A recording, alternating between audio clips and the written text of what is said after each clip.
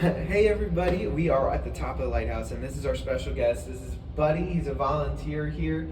You said before you were 94 turning 95? I'll be 95 in September. 95 in September, and you climb this lighthouse how many times a week? Well, year-round I average about 3 times a week.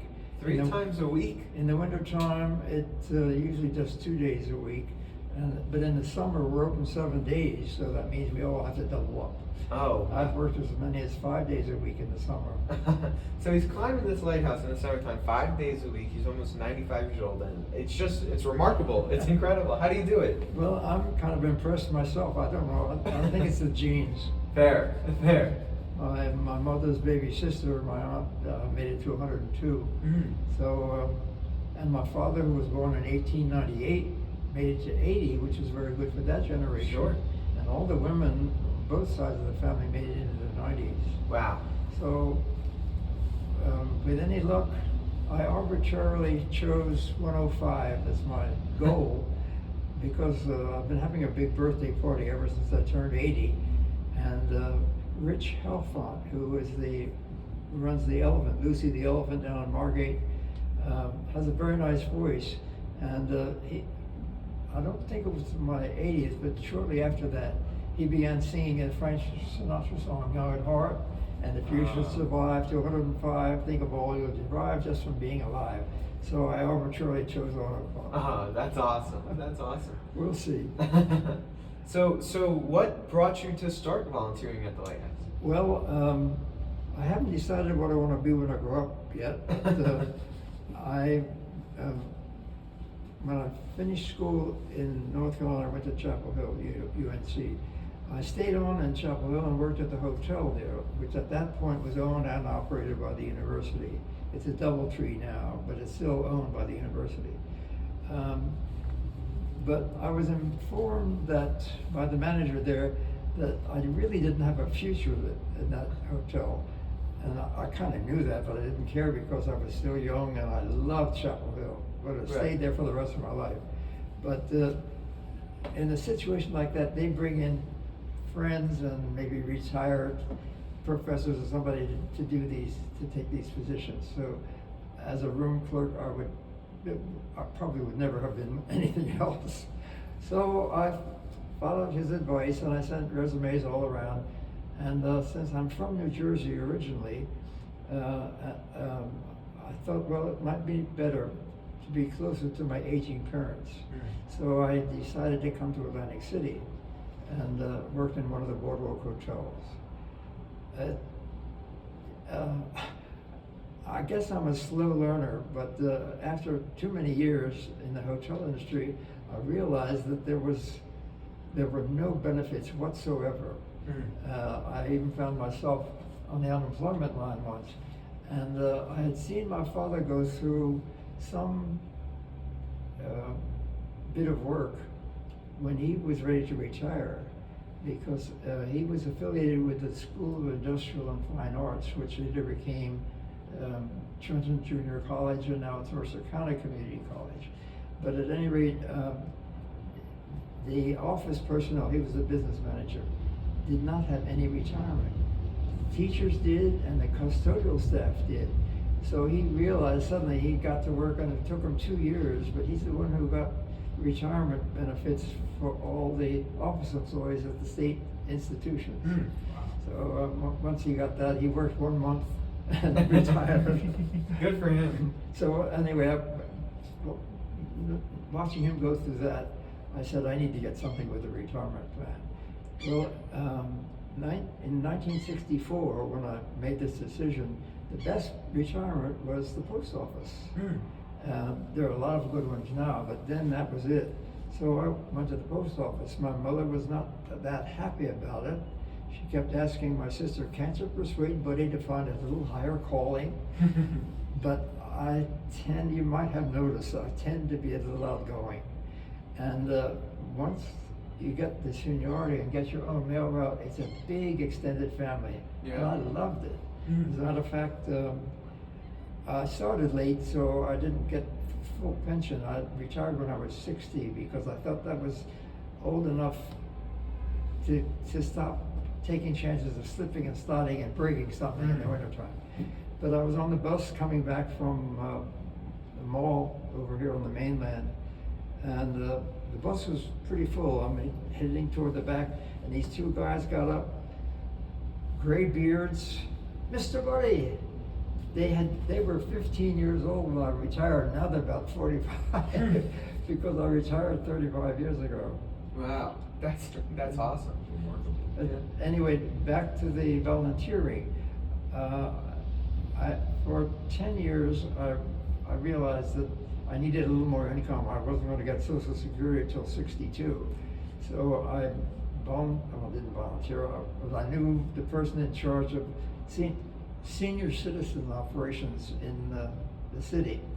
So I got a job part-time, driving the other old folks around to dialysis and doctor's appointments and so forth. And that took 10 years. But then I had a little row house here in Atlantic City, and they took it for a new school. So they had to find me something, and I said, I don't want another house. I want an apartment with a balcony. So I didn't have to get on anyone's waiting list. They had to find me something. So I wound up on the top floor of an apartment building that's 3 blocks from here. And it's not quite this high. It's maybe a story or two lower. We're about 17 stories here. And I'm equivalent to about 15 in my building. So since I'm 3 blocks away, and I knew some of the volunteers here, have you ever heard of the Lighthouse Challenge? It's the third weekend in October every year, and you take 2 days, Saturday and Sunday, to see all the lighthouses in New Jersey. Okay. So the two little old ladies who'd been running this for 10 years were retiring. So a couple of friends of mine and I decided we better do it now. Fortunately, 2 younger women took over, but we didn't know that then. So we drove up to Sandy Hook, worked our way down to Atlantic City since we all lived here, and the executive director was at the door for the occasion. And one of my friends knew her, so when she opened the door, my friend said, "Gene, I want you to meet Buddy Grover. He's been talking about volunteering at the Lighthouse for years," which I had. And I started the following Friday, and that was about 12 and a half years ago. That's awesome. That's so crazy. So 12 and a half years ago, so what, that would make you just under 80? No, I was 82. 82, yeah. 82. Math is a struggle right now. Well, I need some more coffee, but 82, and you do this lighthouse challenge, right? And you're climbing all these lighthouses, and then you come to volunteer at the 3rd tallest lighthouse in the country. Well, as I said, I had known some of the volunteers, and I talked about it. I thought it would be nice, but I need that extra little push, and I got it from Jean. She's a wonderful person. She's the executive director here, and we have become good friends. Yeah. That's awesome. I mean, Stephen, I don't know if you have anything to add. Unfortunately, we are running out of time, so I'm going to let Stephen take away for a little bit, and just, you have an awesome story, buddy. It's remarkable that you're doing what you're doing. Well, I'm blessed, and I do it enough. It amazes me that I take my time, because I don't want to be perspiring when I get up here, especially in the wintertime. So I take my time. It takes me 12 to 15 minutes to climb, but I stop at every landing and look out the window to see if anything's burned down since the last time I was up here. And we have history pages, and I straighten those out and look around, take a couple of deep breaths, and come up to the next landing. Sure. So I always like to ask like big picture questions. 12 years here, you've had a remarkable, very long life. I'm sure you've seen a lot of things. What's your most fond memory with the Lighthouse here? I think, well, there are a lot of them, but the one that's really in my mind, just last week, I had a man and 9 women climb up. They were all together from Singapore. Wow. And I had been to Singapore, and I don't remember any other visitors in the 12 years I've been here from Singapore. I've had them from all over the world. I had 2 young ladies from Ethiopia a couple of years ago. However, as busy as it was that day, they stayed, and then when we had a chance to talk, I was able to reminisce, talking about raffles and the Singapore sling and all of that. It was a really nice memory, and I hugged them all when they went downstairs and said, "Take my fondest regards back to Singapore with you." The big thing that made me attracted to Singapore, when I was there, our guard said, "You know, we get a lot of criticism for being so strict, and it is a democracy." But she said, what we teach our people is that with freedom comes responsibility. And I don't think we teach that here. We think that freedom is, you're free to annoy people with your loud music, you can take the muffler off your motorcycle and do all of these things. And that's not responsible. So I was completely endeared to Singapore for having told me what really freedom should be. Yeah. With freedom comes responsibility. For sure. It's Just, remarkable. I'm so upset that we didn't have enough time with you, buddy. We'll have to come back and we'll have to chat some more. But Well, yeah, I hope to be here at least another 10 years. yeah, I hope so. So for everybody listening, Buddy's up here. What days a week do you climb? Well, actually, I'm here every Friday year round, and I am the only volunteer that takes a full day. Okay. All the other volunteers are here half a day, either morning or afternoon. It's a piece of cake in the wintertime because we're only open 5 hours altogether. And the last climb is always 30 minutes before closing. Right. But in the summer, for July and August, it's 10 to 5, which makes kind of a long day. But there are only 9 Fridays in those 2 months. So even though it's pushing it a little bit, I can make it for 9 Fridays, then we go back to the short day. Yeah. All I gotta say, buddy, is you are remarkable. You're a remarkable man. I can sit here and I can listen to you talk Thank you for that. all day. I'm kind of impressed myself. I don't really know how it all happened, but it's happened and I'm happy. That's the most important thing. And hearing your voice when you yelled down the stairs, you're almost there. I knew that, to be a little metaphorical, this light might not be on, but they got you. Well, actually, being the old man of the lighthouse kind of suits me. You're the light. You're the light. I fill the bill. Actually, the uniform is authentic.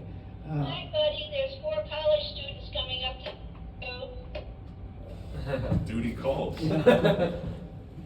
Thank you. No, they just started. I mean, they won't be here for 10 minutes. But I forgot what I was getting ready to say. It suits you. The authentic The authentic suit. uniform. Oh, yeah, the clothes. When the Lighthouse first reopened over 30 years ago, actually it's still owned by the state, but a 501c3 nonprofit took it over 30 some years ago. And then when it reopened, they had a skit apparently. Nobody here now was here then, but the story has kind of gone along from person to person. There were 4 uniforms, and shortly after I began volunteering, I nosed around and I found a closet with these 4 uniforms: 4 hats, 4 jackets, and 4 pairs of shoes. They must have been pretty big people, because this is the smallest jacket, although it does fit fairly well, but the rest are much bigger.